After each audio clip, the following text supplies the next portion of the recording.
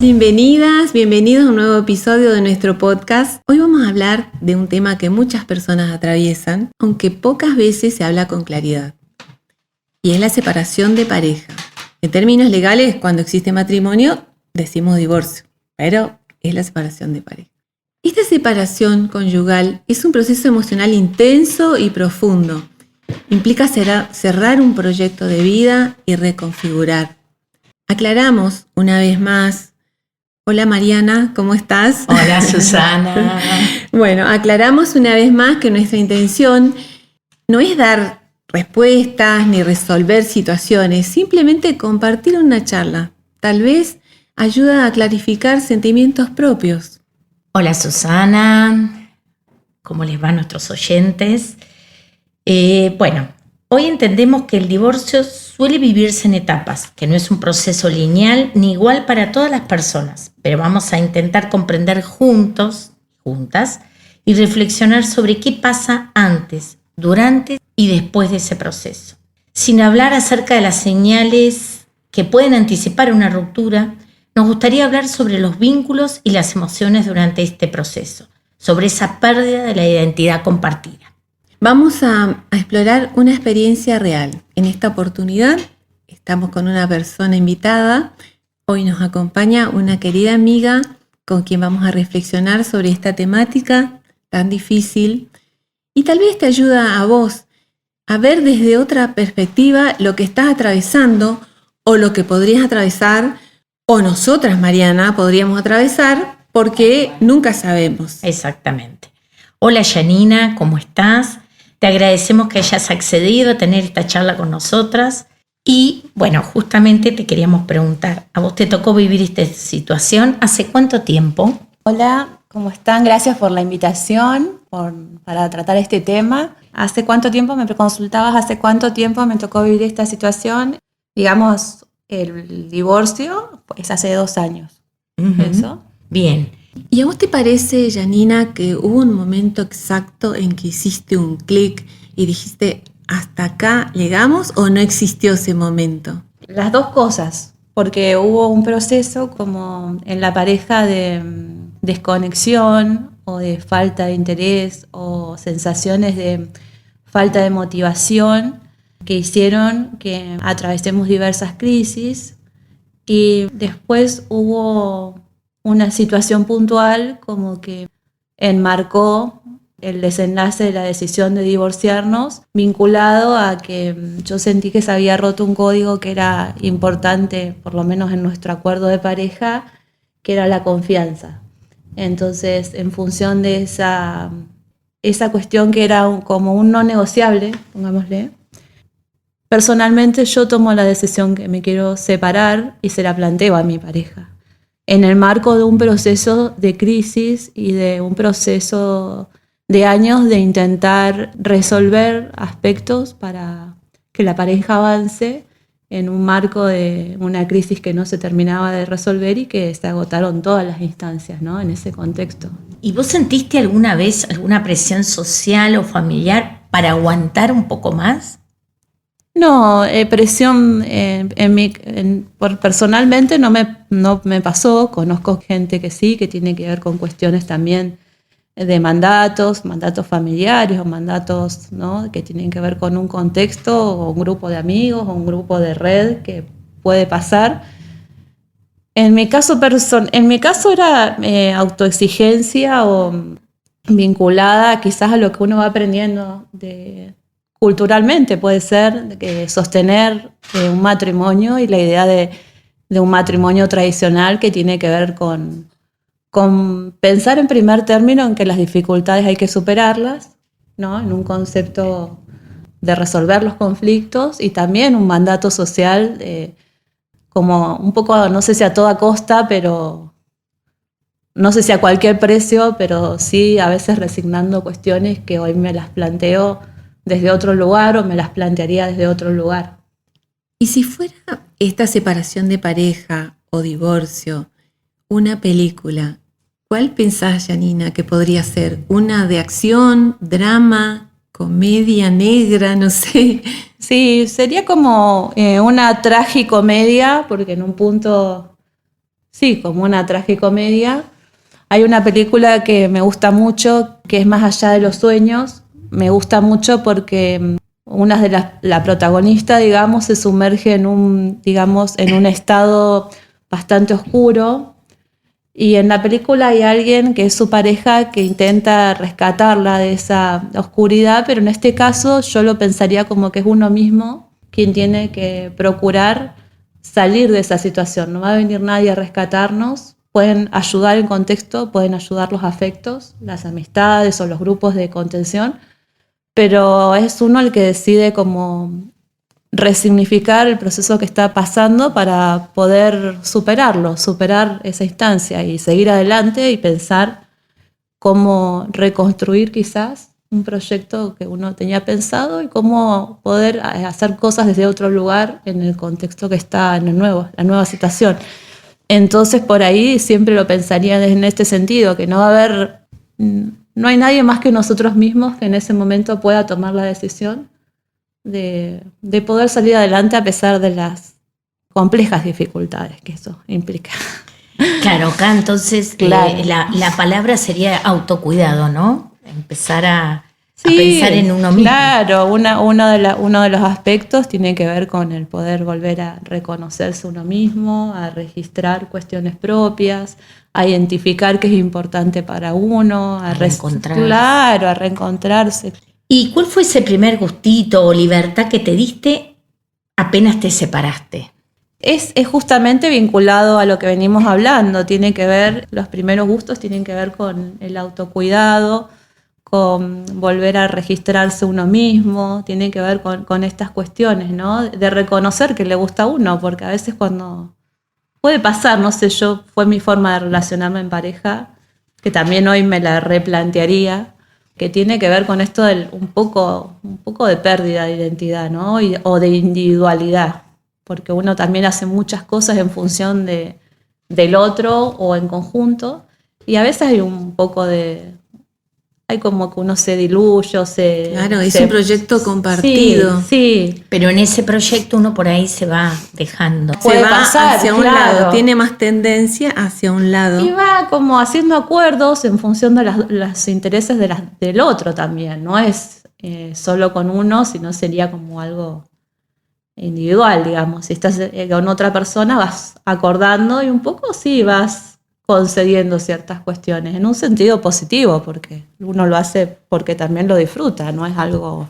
Claro. Janina, ¿y te acordás el primer tiempo, cuando recién estaba pasando, esos consejos típicos de la gente que a veces sin querer causar algún tipo de daño o molestia, y que vos pensabas, por favor, cállate, no me lo digas, o se te ocurre recordar a alguien que te dijera, qué lástima, hacían tan linda pareja o algo parecido? No sé si por ahí consejos o... Sí, me parece como que hay una idea, ¿no? Como esto de la mujer, hoy hay un término que es, por ejemplo, por decir que podés ser madre o no, separarte siendo madre o no, pero hay un concepto que es el de mamá luchona, por ejemplo, ¿no? O una mujer que se separa, tenga hijos o no. Pensándolo siempre como una cuestión desde el conflicto y como una cuestión de descalificar la figura de la persona con la que vos te separás. En ese sentido, como que no era que hubieran frases puntuales, pero sí, yo trabajé mucho con mi contexto el tema del respeto hacia la persona con la que yo me estaba separando. A mí me interesaba mantener un divorcio en lo posible no conflictivo, en el marco del respeto. O sea, a mí me interesaba tener una separación, lo que se llama lo más saludable posible, y eso también invertí mucha energía en mí misma, en trabajar mis enojos, mi malestar, mis frustraciones, para sostener una comunicación no violenta hacia una persona con la que se había visto truncado un proyecto. Pero todas esas emociones yo las tenía, yo no las niego. Yo estaba enojada, yo estaba triste, yo estaba desilusionada, todo lo que quieras agregar, que podría tenerme en un estado de enojo hacia el otro o hacia quienes me rodeaban, y lo trabajé mucho personalmente. Me interesaba a mí que los demás pudieran entender que tenía que ver con una decisión personal también, que había que respetarla y no tenía que ser todo un conflicto o un maltrato hacia el otro por eso. Así que bueno, eso básicamente. Y en función de esto, ¿qué te hubiera ayudado a escuchar en ese momento y de quién? Y a mí me quedó por mucho tiempo y en numerosas instancias yo intenté. El principal vacío tenía que ver con la ausencia de una palabra que pudiera darme a mí un entendimiento con la persona con la que me separé. A mí me hubiera gustado una palabra que me hubiera facilitado a mí comprender un poco más la situación, que me hubiera aliviado, una palabra que hubiera puesto en valor el proceso de tantos años, o una palabra... Sí, hay palabras que se usan en la historia para significar lo que es la palabra consentido o la palabra plena o la palabra que sale de las entrañas o del corazón. Hay un concepto que se llama parresía, que tiene que ver cómo uno suena desde adentro. Hay el concepto de palabra plena, que tiene que ver con la palabra con valor. Entonces creo que en esos momentos de ruptura o de desencuentro o de conflicto en cualquier situación de la vida, es muy válida la palabra que vos sentís que nace con sinceridad y con apertura. Cuando esa palabra no está y no hay un contenido, es muy difícil. Porque si no facilitaría Es como que mucho. falta algo. Sí. Falta. Y es lo que faltó en este caso. Y en este caso me hubiera encantado. ¿Qué emociones surgieron en esta primera etapa de la ruptura? Hablaste de todos los sentimientos que tuviste, pero los miedos reales, imaginarios, que se me ocurre pensar inseguridad, vulnerabilidad emocional. Miedo a todo.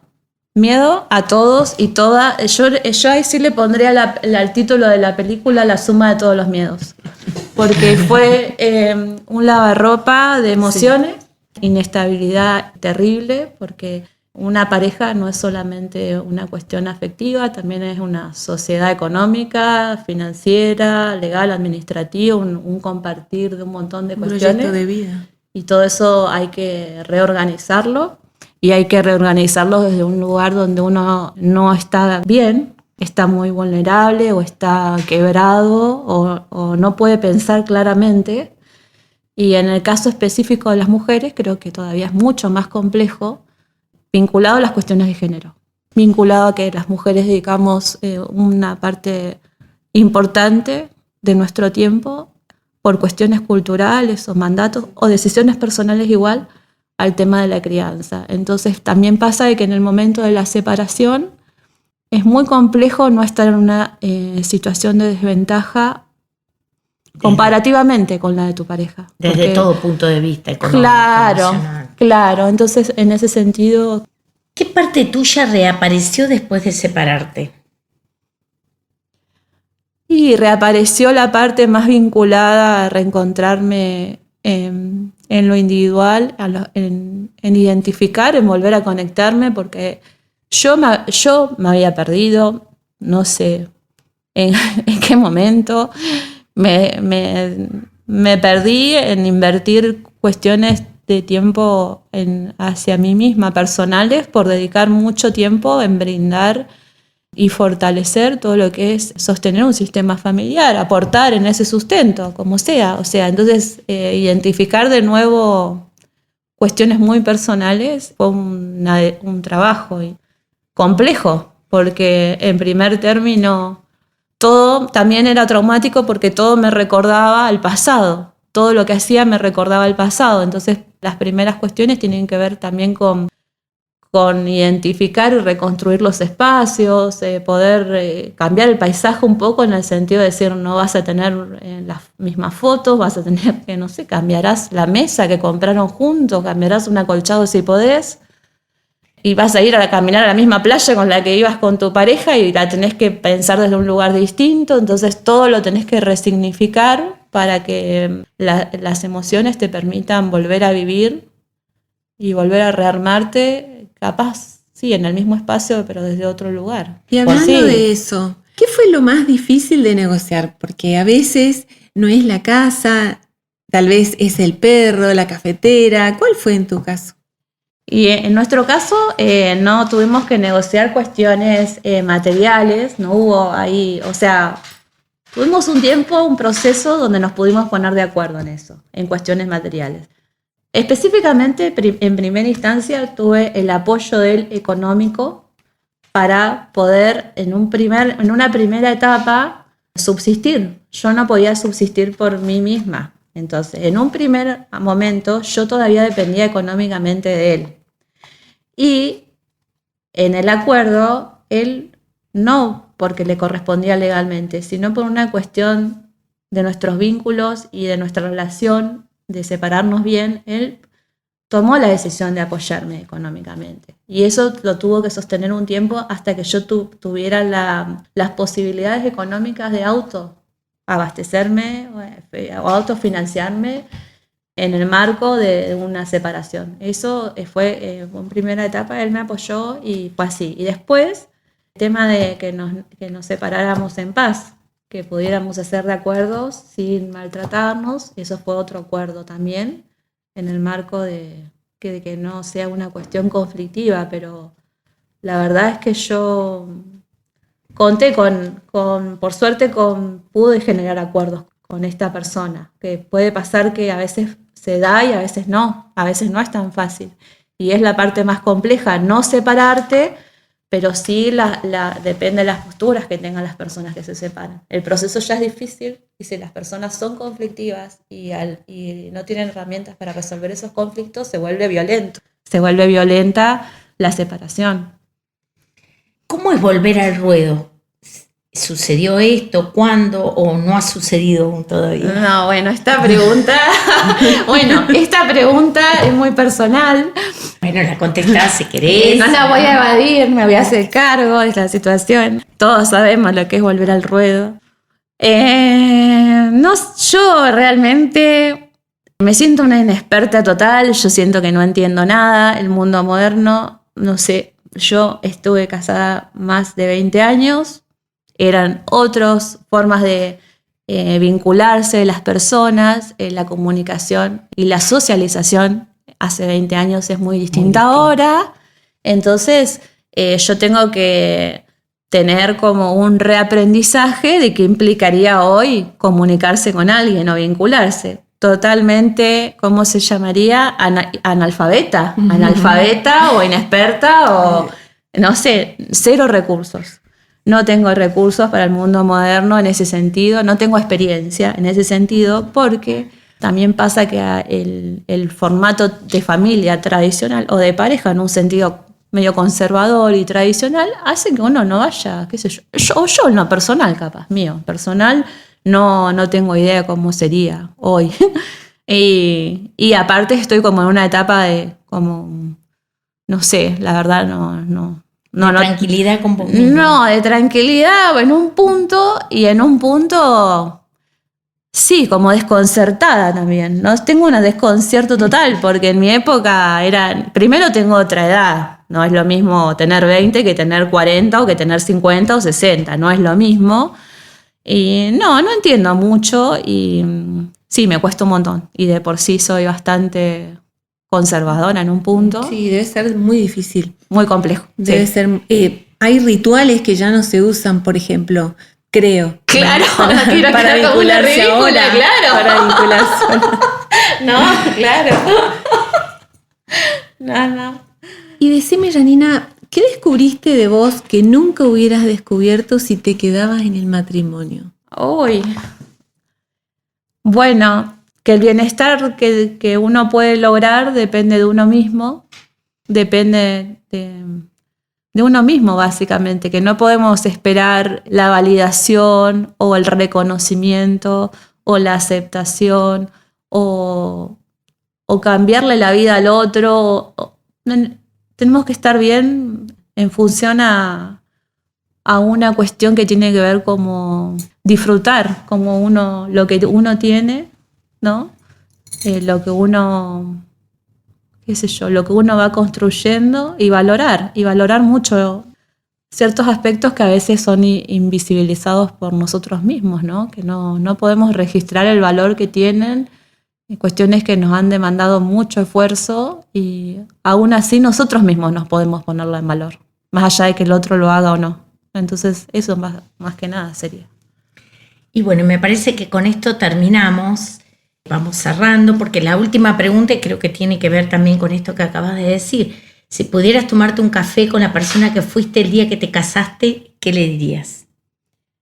Y le diría que no se olvide de sí misma.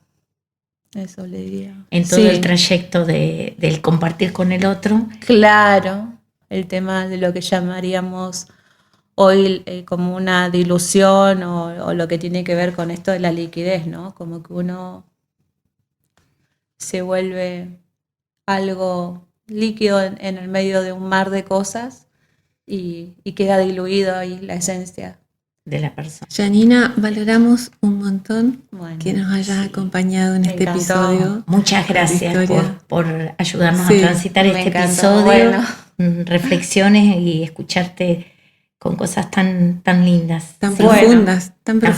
Bueno, muchas gracias por la invitación y muy cálido el programa. Muy lindo.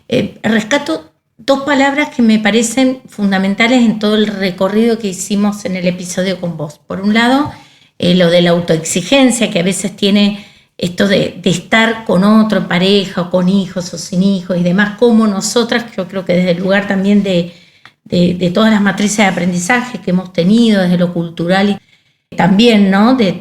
Como mujeres, hay mucho de que cada una de nosotras pone cuando está desde el ámbito laboral, desde lo social y también desde el amor, ¿no? Cómo nos autoexigimos, y en esa autoexigencia por ahí perdemos cuestiones que tienen que ver con el cuidado propio, personal, que me parece que vos lo rescatás acá, cómo te llevó todo un tiempo después de la separación o el divorcio, volver a encontrar algunas cosas que a vos te gustaban, que las habías dejado de lado por diferentes cuestiones, ¿no?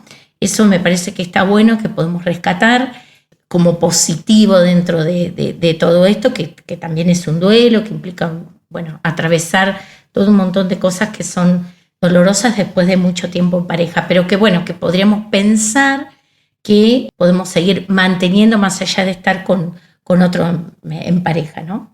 Susana. Bueno, vamos despidiéndonos. Invitamos a nuestros oyentes a que ingresen a un link que vamos a dejar en la descripción, donde aparecen distintas etapas que pueden estar atravesando durante la separación, y hay sugerencias de qué cosas es aconsejable hacer y qué cosas por ahí conviene evitar en estas situaciones. Volvemos a repetir, no somos expertas, pero bueno, investigamos un poco para hacer este trabajo que lo compartimos con ustedes. Los esperamos en el próximo episodio de Nada está novio.